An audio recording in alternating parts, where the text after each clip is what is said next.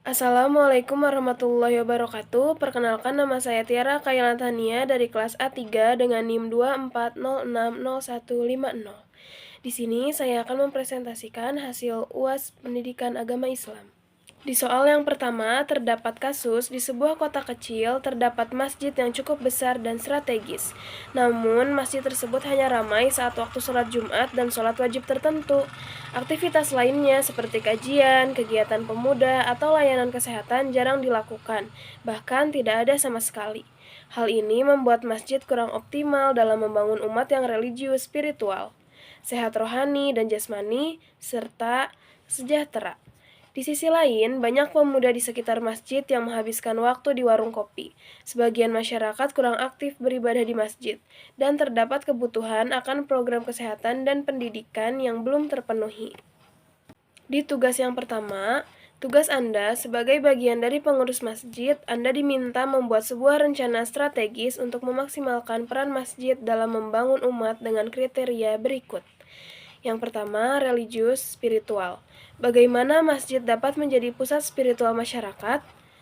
Jawabannya, melalui masjid dapat membangun masyarakat yang ideal dan dapat pula membangun kaderisasi generasi melalui pendidikan yang bersifat berkelanjutan, serta menjaga nilai-nilai tradisi dan kebudayaan masyarakat Islam.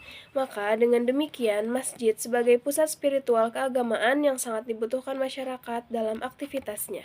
Yang kedua, sehat rohani dan jasmani. Program apa yang bisa dilakukan untuk mendukung kesehatan jasmani dan rohani jemaah? Jawabannya, melakukan olahraga bersama dengan cara membersihkan area masjid agar masjid terlihat bersih dan juga menjadi sehat rohani dan jasmani pada diri kita yang ikut serta membersihkan masjid dengan tanpa paksaan. Yang ketiga, cerdas emosional, intelektual, dan spiritual. Apa jenis pendidikan atau pelatihan yang dapat diselenggarakan? Jawabannya, membuka instansi pendidikan seperti madrasah karena dapat mencakup kecerdasan emosional, melibatkan pengendalian jiwa dan kesadaran diri. Kecerdasan intelektual berfokus pada pemahaman Al-Quran dan kemauan berbicara yang tepat. Kecerdasan spiritual mencakup ibadah dan keimanan kuat, sementara kecerdasan moral berkaitan dengan akhlak baik. Yang keempat, sejahtera. Bagaimana masjid dapat membantu jemaah meningkatkan kesejahteraan ekonomi mereka? Jawabannya, memperbolehkan masyarakat sekitar berjualan di area masjid dengan catatan menjaga kebersihan area masjid dan tidak bertransaksi di dalam masjid. Di soal yang kedua, terdapat kasus seorang pendidik bernama Ustadz Hasan mengajar di sebuah sekolah Islam terpadu. Ustadz Hasan dikenal sebagai guru yang cerdas dan memiliki ilmu agama yang mendalam. Namun, beberapa murid merasa kurang nyaman karena gaya mengajarnya cenderung keras dan kurang memperhatikan pendekatan emosional. Akibatnya, sebagian siswa merasa takut bertanya atau berdiskusi secara terbuka di kelas. Di sisi lain, para orang tua menginginkan agar pendidikan Islam di sekolah tersebut tidak hanya mengajarkan ilmu agama, tetapi juga membentuk akhlak yang mulia, kemampuan berpikir kritis, dan sikap toleran terhadap perbedaan. Sebagai seorang kepala sekolah, Anda diminta untuk memberikan solusi kepada Ustadz Hasan agar ia dapat menjadi pendidik yang lebih ideal sesuai dengan perspektif Islam, yaitu sebagai mu'alim, pengajar, murabbi, pendidik akhlak, muzakir, pemberi nasihat, dan mursyid, pembimbing. Yang pertama, jelaskan prinsip-prinsip utama seorang pendidik dalam Islam yang dapat membantu Ustadz Hasan memperbaiki pendekatannya. Jawabannya, pendidik harus memiliki niat yang ikhlas, pendidik harus jujur saat menyampaikan informasi, pendidik harus menghormati dan menghargai perbedaan, serta latar belakang dan kebutuhan setiap siswa. Pendidik juga harus menjadi teladan moral. Nomor 2, susunlah minimal 3 strategi praktis yang bisa diterapkan Ustadz Hasan untuk meningkatkan hubungan emosional dengan siswa. Jawabannya, mengajarkan komunikasi yang efektif. Guru dapat mengajarkan siswa keterampilan komunikasi dasar seperti mengutarakan ide dengan jelas, mendengar secara aktif, menghormati individualitas siswa. Guru harus menyadari latar belakang sosial budaya siswa mereka dan menghormati perbedaan mereka.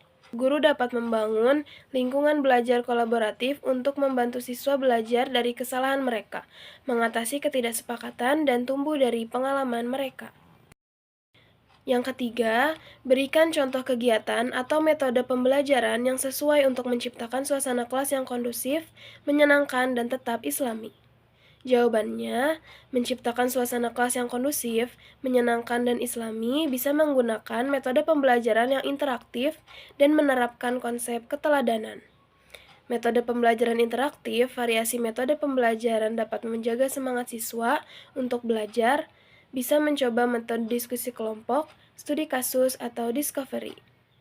Konsep keteladanan bisa menampilkan gaya dan model keislaman dalam proses pembelajaran.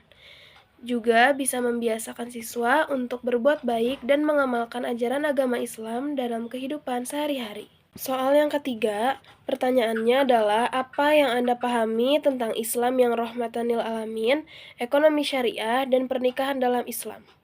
Yang pertama ada Islam yang rahmatan lil alamin.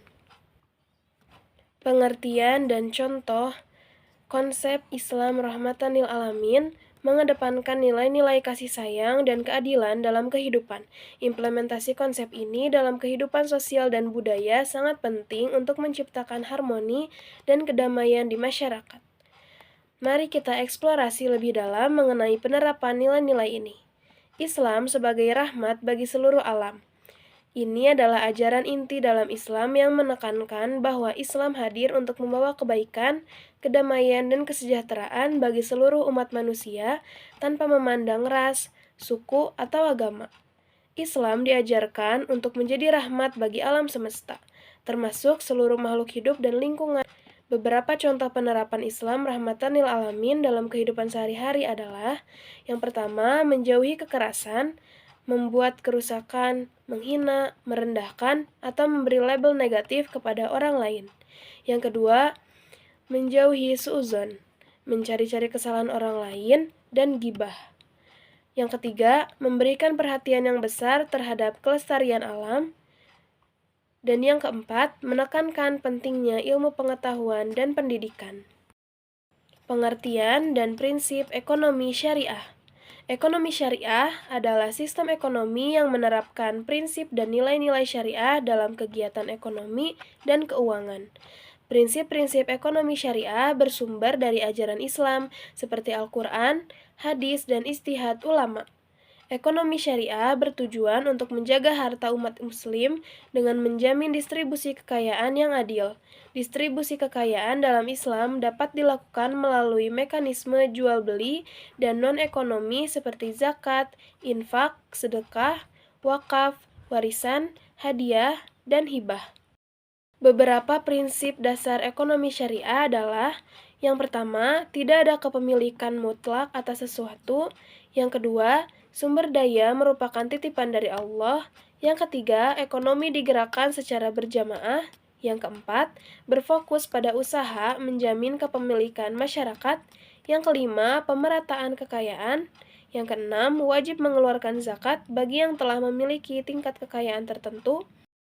Pengertian pernikahan dalam Islam. Dalam pandangan Islam, pernikahan merupakan bagian dari takdir Allah. Setiap individu diciptakan dengan jodoh yang telah ditetapkan, dan pernikahan adalah manifestasi dari takdir tersebut. Konsep takdir ini memberikan keyakinan kepada umat muslim bahwa jodoh mereka adalah ketetapan Allah yang terbaik untuk mereka.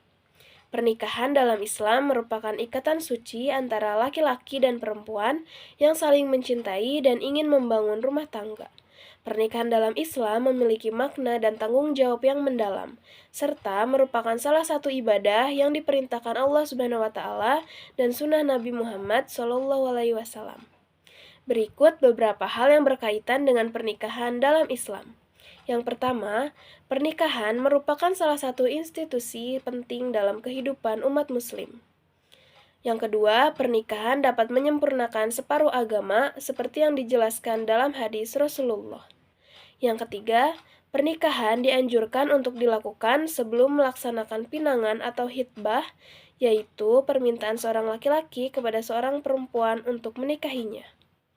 Yang keempat, rukun pernikahan dalam Islam terdiri dari mempelai pria, mempelai wanita, wali, dua saksi, dan sigat. Dan yang terakhir, Islam sangat membenci perceraian. tetapi menjelaskan secara terperinci mengenai perceraian yang berdasarkan hukumnya. Sekian presentasi yang dapat saya sampaikan. Terima kasih. Wassalamualaikum warahmatullahi wabarakatuh.